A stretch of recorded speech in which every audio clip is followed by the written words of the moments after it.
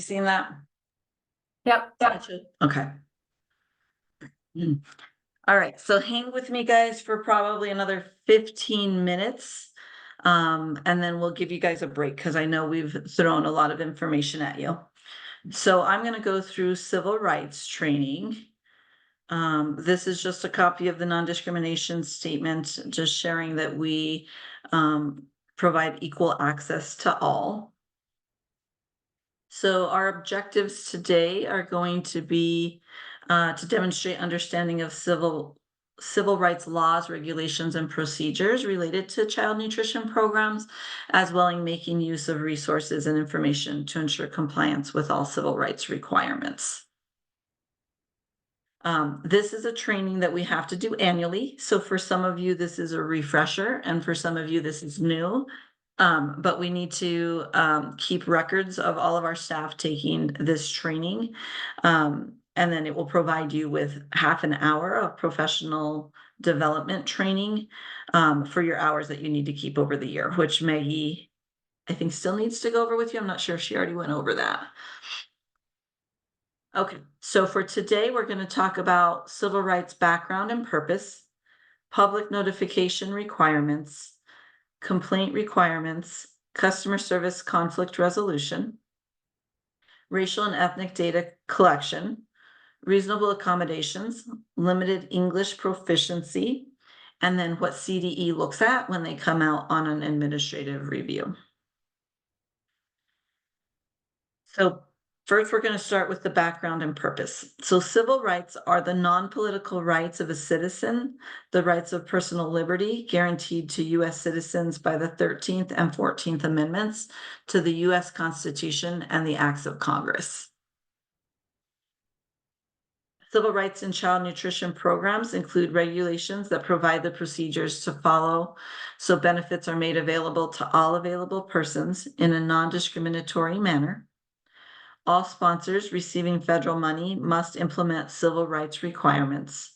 And Food and Nutrition Services is a federal regulation governing civil rights in the child nutrition programs.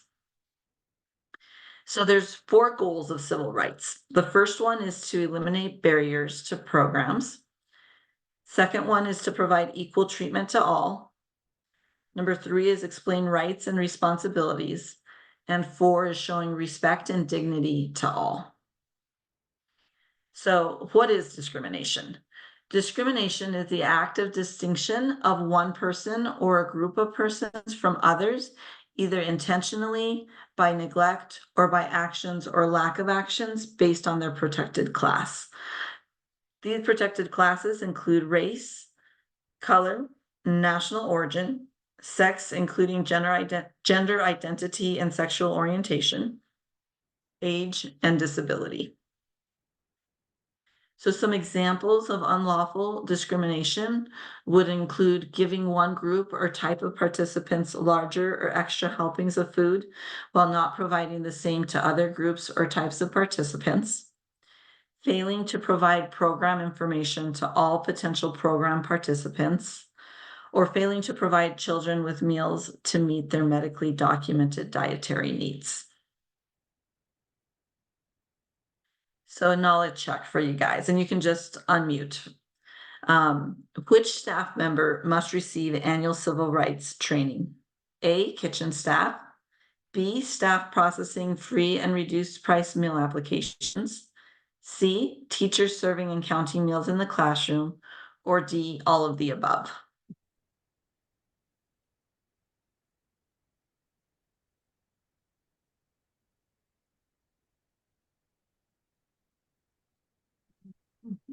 D, are we supposed to say? Yes. Yeah, you can say it. Thank you.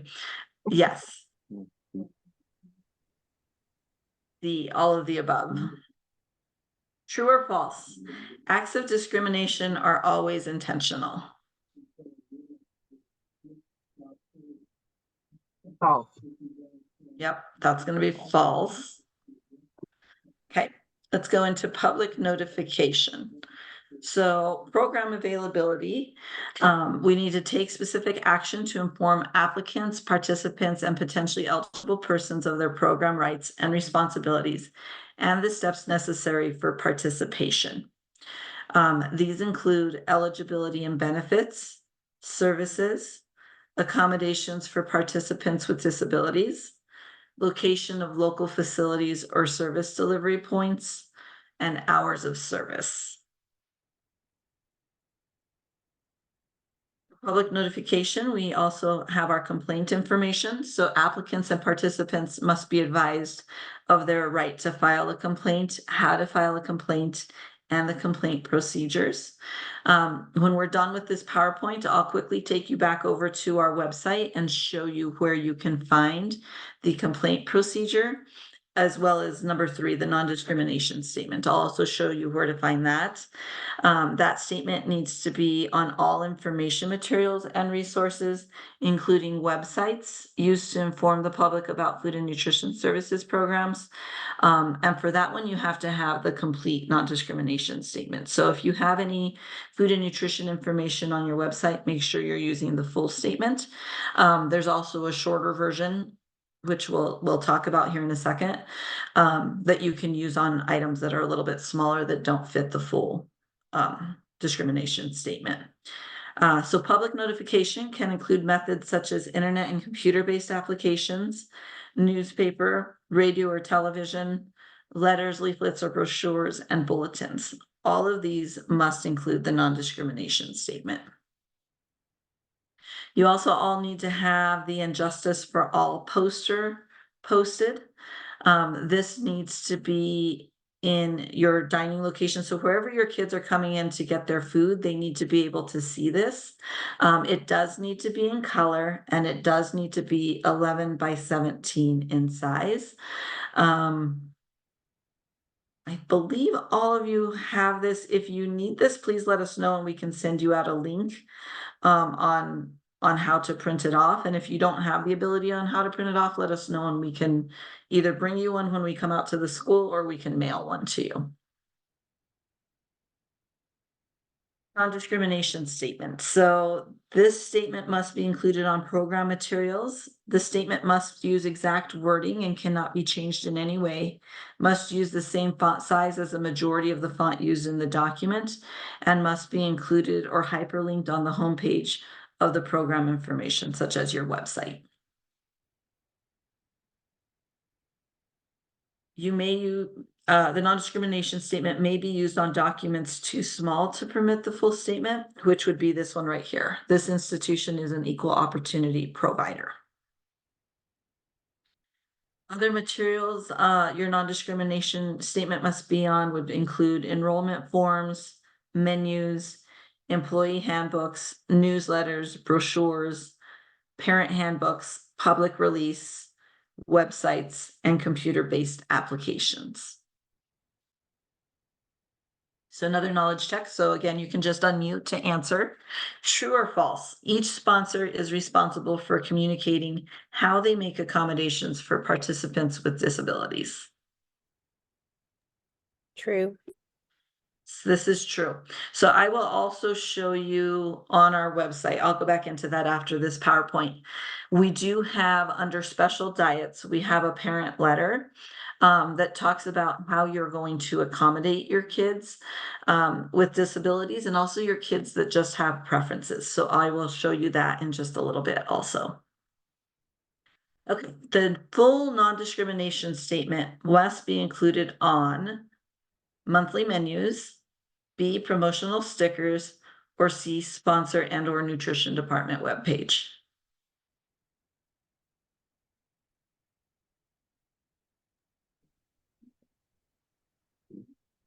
The answer is C, sponsor or nutrition department webpage.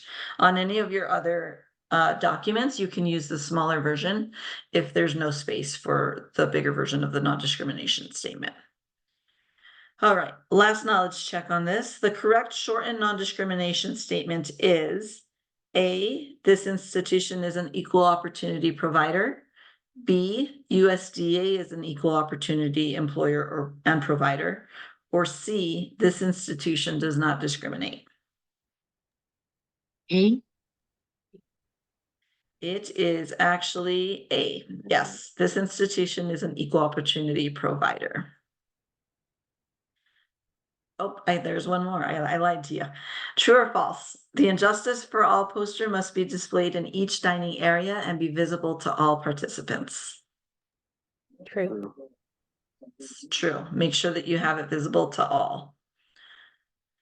All right, so complaint requirements. So you may have a situation where a student wants to make a complaint because they feel that they were discriminated against.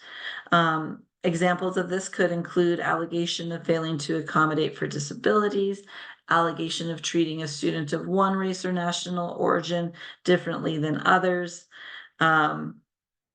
It could be an allegation of not even using the proper pronouns for a person that they want to be called by. So there's lots of ways that they could feel discriminated against. So for that, we need to have a complaint form filled out. Like I said before, I will show you where that is at. CSI has one that you would just provide to the student and they can fill that out. The procedures for this would be to get contact information for whom the civil rights complaint will be directed to and at the district level. We need language stating that complaints can be received verbally, in writing, or anonymously, which is all on that page that I'm going to show you. And they have up to 180 days to report a complaint. So it might be something that you don't even remember happened. So you'll just give them the complaint form, let them fill that out completely. And then you will give that back to me. And then I will send that over to CDE, Office of School Nutrition, so that they are able to take it from there and do whatever investigation they need to do to provide the person making the complaint with some feedback. I have 5 days to provide that from when they made the complaint to you. You'll give it to me. I have 5 days to give that over to CDE. Okay. So if a sponsor receives a civil rights complaint, they should A, resolve the complaint themselves, B, immediately begin a thorough investigation, or C, forward the complaint to CDE School Nutrition within 5 days. So sponsor would be me. C. It is C, correct. We'll forward that over to CDE. True or false? Sponsors must communicate how to file a complaint to all participants. True. Yeah, very good. All right, let's move into customer service and conflict resolution. So starting with customer service, so effectively communicating with customers, responding to the customer's needs, valuing the customer's worth, and instilling excellence through courtesy, confidence, and enthusiasm. All participants must be treated in an equal manner. Each participant is offered the same menu items in the same amounts. All participants are included in meals, snacks, activities, and discussions. Participants with special needs or disabilities will be provided reasonable accommodations, and standards of behavior are not based on membership in a protected class. So I think a lot of you are using meal vendors. Make sure that if you are getting 2 different options, that you are ordering enough of both so that you're not running out of a certain option for each class. And then the last part of the grade isn't getting both options, or your last group of kids coming through doesn't have the same exact options as your first group of kids that came through. Conflict resolution goals. So avoid the desire to blame, improve the situation, communicate your feelings directly, improve relationships and increase communication, and avoid repeating the situation. Racial and ethnic data collection. So sponsors must establish a system to collect racial and ethnic data. So that is happening on the CSI side of things. So on the free and reduced meal application that's filled out, we have an optional question on there for families to fill out their racial and ethnic data. So for the ethnic categories, they can choose between Hispanic or Latino or non-Hispanic or Latino. And for their racial categories, there's 5 different categories. They can pick between Black or African American, Asian, American Indian, white, or Native Hawaiian or Pacific Islander. CDE racial ethnic data collection. So CDA data by district, site, and county can be found on the district page. If you need to ever see that, it's under this people membership page. They have really, really good data here. They provide all the way from pre-K up to 12, and they have every single district in the state and all of their data collection. So if you ever need to find this page, let me know and I'm happy to show you where that's at. Our records must be kept by the sponsor for 3 years plus the current year. So for a total of 4 years, we hold on to racial and ethnic data, in addition to free and reduced applications, so that if we're in any type of audit or review, we have that data to be able to share with the auditors. Okay. So knowledge check. So true or false? School nutrition program sponsors must complete the racial and ethnic data on free and reduced price meals if applicants do not answer. You can come off mute.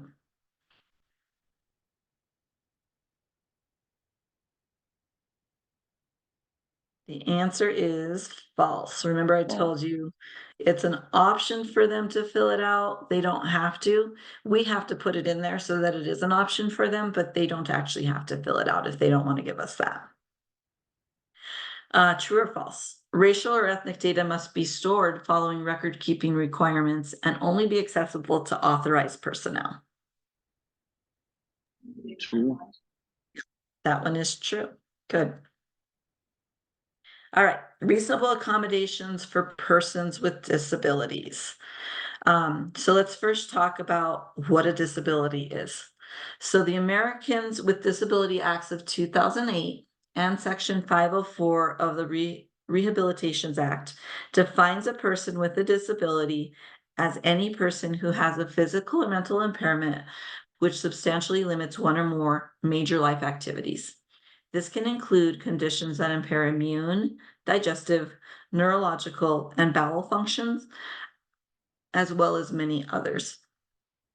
So our responsibility is to ensure access to facilities for participants with disabilities, provide appropriate information in alternative formats for persons with disabilities, and provide meal modifications for students with disabilities when documented in writing by a licensed healthcare professionals. Those licensed healthcare professionals would include their physician assistant, a nurse practitioner, and new this year that it can also be a registered dietitian. So what your families would do is they would need to fill out a medical statement, which at the end of this, I'll also show you where to find that on our website. And in that medical statement, the healthcare provider is going to write what to omit and what to include. That way we are able to accommodate their meal. So let's say you have a student who is allergic to dairy. They are allergic to cow's milk, so they would put in omit cow's milk, and maybe they want to substitute that with a coconut milk or a soy milk. They would put in what they want that to be substituted with. If you are in your kitchen and you are cooking, share that with your director of nutrition, and then they will help you with your menu planning to get the right items in. If you are using a meal vendor, please share your meal medical statements with me, and then also with the district or with whoever your meal vendor is, and they should be sending you accommodations for that meal modification at no additional cost. They should not be charging you more for the meals for students who have medical statements on file. So here's some scenarios of whether you would need a medical statement or not. So if you have a student who can only consume almond milk due to allergies, a student who cannot consume fruits or vegetables, student that requires larger servings, those would all need a medical statement in order for us to be able to accommodate those meals. If you have a student who has a preference or a request, so they prefer vegetarian meals, or they're requesting lactose-free meals, or even if it's like a religious preference of some sort, you can accommodate those without a medical statement, but you do not have to. The only one that has to be accommodated are your students who have a disability and have a medical statement on file. A limited English proficiency. LEP and program access. So organizations participating in child nutrition programs have a responsibility to take reasonable steps to ensure access to their programs and activities by those with limited English proficiency. So we'd like to consider the number or proportion of LEP persons eligible or in the program area, the frequency with which the LEP persons are in contact with our program, importance of the program, and then resources available for the participant and the cost of those resources. So for making accommodations, we could use competent language interpreters, use language access lines, use oral interpretation, contact community organizations, or provide translated written materials. So one example of this would be our meal application. When our families do go online into Link Connect to fill out their meal applications, there is a little drop-down button on there where they're able to change the language of the application if they need to be able to read it in a different application, in a different language to fill out the application. So knowledge check. If many of your participants and households speak English, you should A, provide program materials in Spanish, B, know how to request qualified translators, C, allow children to translate for households, or D, A and B. And you can come off mute to answer. D. B. Yes.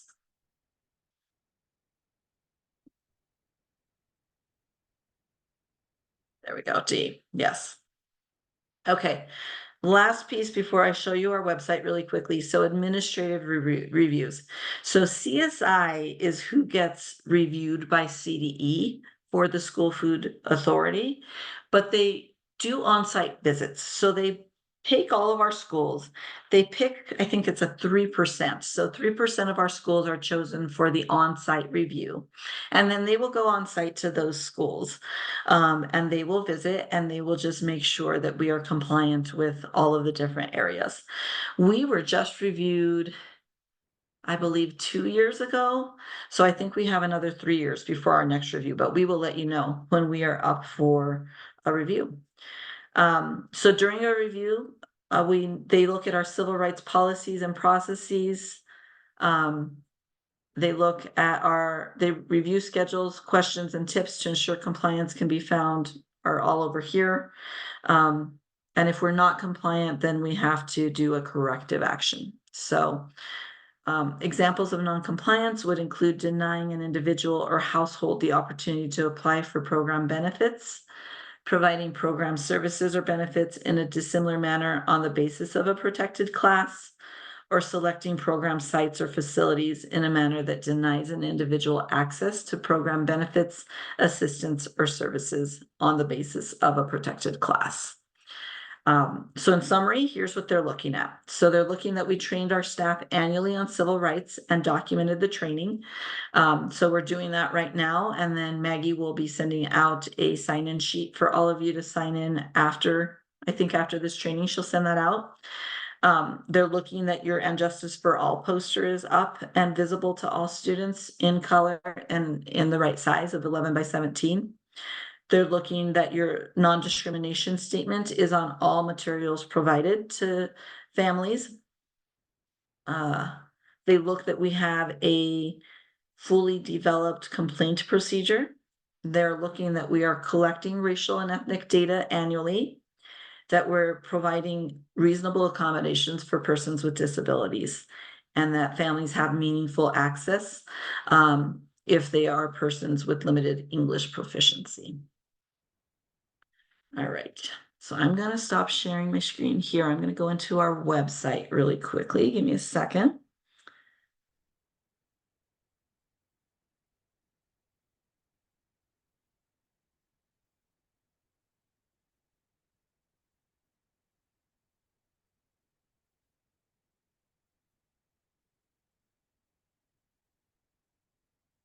Okay, let me share this again.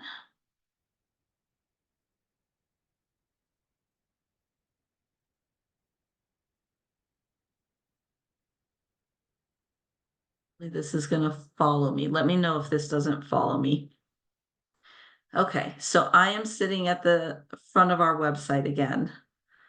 But I'm gonna show you how to get there once again. So if you go, I just Googled Colorado Charter School Institute resource site. Is this following me? Hopefully it is. Finance and operations, and then school food authority. We can see it, Eileen. You can see it. Okay, perfect.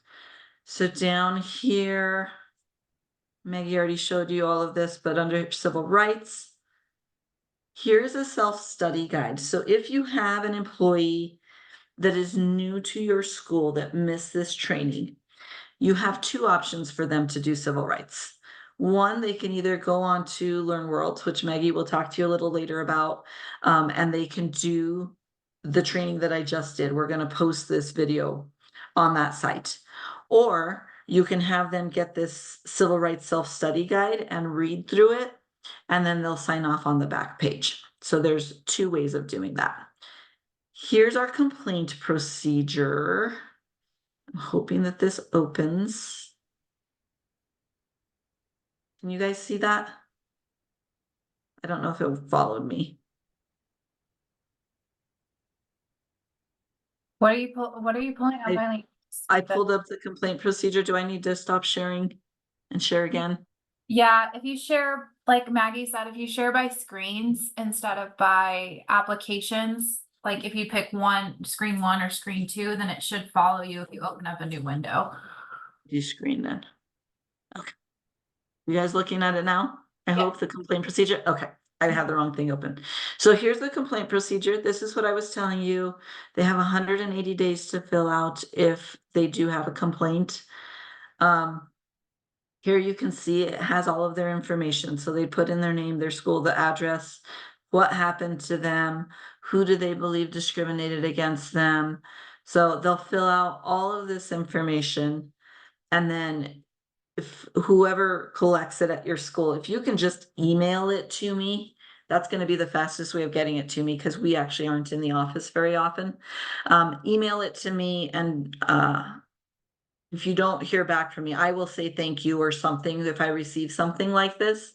If you don't hear back from me, follow up with me to make sure that I received it, and then I will pass it on to CDE, Office of School Nutrition. Okay.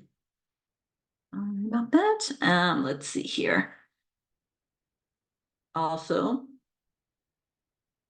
down at the bottom of civil rights, this is where you're going to see the non-discrimination statement, both in English and in Spanish. Hopefully this is following me. So there's the long version, and then below is the smaller, shorter version. If you keep scrolling down on our site, here's where you will see the special dietary needs section. This very bottom one, letters to parents. I'm going to open this up. This is what you all need to fill out and communicate with your families, whether it be you post it on your website, whether you send it out in a newsletter, however it is that is the best way for you to communicate with families. Let them know how you're going to accommodate requests. So number one, meal modifications for a disability, you have to do that. So provide them with the medical statement so that if they do have a student who needs this modification, they can take that form to their doctor or their medical professional and get it filled out and get it back to you so that they can get accommodations. But you also need to let them know about dietary preferences, religious preferences, or cultural preferences. Those you get to decide if you will or you will not. And maybe it'll be a mixed bag. Maybe you will for dietary preferences, but you will not for religious or cultural preferences. That's up to you, how you want to accommodate. But you do need to communicate with them so that they know what your school will and will not do. Eileen, I have a quick question about that. Sure. Well, Gabby and I were talking about it the other day. We had a couple students just randomly, during lunch mention that, oh, like I'm lactose intolerant, and we've offered like, hey, we can get that figured out for you. I do have to give like a file or a paper that I have to send home, and you guys can fill it out. And they say like, no, it's okay. Do we just leave it at that, or should we continue to reach out to the parents? If they don't want to, then you only have to accommodate if they want the accommodation. Okay, that's what I figured, because I'm like, that's what we've been doing. Like, hey, like if you don't want to, I'm not gonna push it. But then I'm like, do we have to push it? Same thing with religious beliefs. We've had some students from Afghanistan come in, and the fosters that they're in mentioned that, and they also were like, but they're gonna take lunch regularly, and they don't. Should we reach out and say, hey, like we've noticed that they're not bringing lunch, and they do try to get lunch, which we obviously give it to them, and they don't seem to really ask what they're eating or like what's in the food. You're gonna need to educate me here. What is their limitation? I know they're not eating pork. And Gabby, do you know what else Faridulah's not eating? Fast food sends you much pork? No, but there's other things in the food that they're not allowed to eat, and their fosters were like, we're gonna send them a packed lunch every day. However, we do notice that he picks up a lunch from us on some days, and we just wanted to make sure if there's anything that we need to No. do. Nope. So Okay. being that that is that is not a medical disability. It's up to your school how you want to handle that. You just have to communicate with them if you will accommodate or if you won't, using that parent letter. He's only taking stuff that doesn't have like meat in them. He could take like with the milk components, so they only have to take 3 under offer versus serve. So if he wants to take the grain, the fruit, the vegetable, if he can take the milk, he could take those 4 and not take the meat necessarily. If there's a way to serve it that way. I mean, there might be certain things where fast food sends it all together. But if it's something like a burger and the bun is separate, he could do that and still be compliant with components and making it Okay. reimbursable. We'll send you an email just to like put everything in there. Okay, that sounds good. Hopefully you guys are seeing this. This is the medical statement for meal modification. So this is the one for kids who do have a medical disability. So this is what the medical provider will fill out. The 2 pieces that CDE is really, really looking at is this omit foods listed below and substitute foods listed below. And then of course that signature from that medical authority. So they really do need to be telling us what foods the student cannot have and what foods they want substituted for those ones that they cannot have. And then this will go to the meal vendor. I'm happy to see these also if you want to send them over to me, so that we know that you have medical statements on file. And then, of course, if you have your own site, like you're cooking on site, like David, share that with Pam so that she can help you with the meal modification and the menu planning. All right, I think those were all of the pieces I needed to show you guys for civil rights. So again, our webpage is really built as a tool for you guys with everything that you need. So that civil rights section will have everything we talked about, and then the special diets are down here. Any questions on civil rights? I didn't realize my camera was off. Sorry about that. Okay,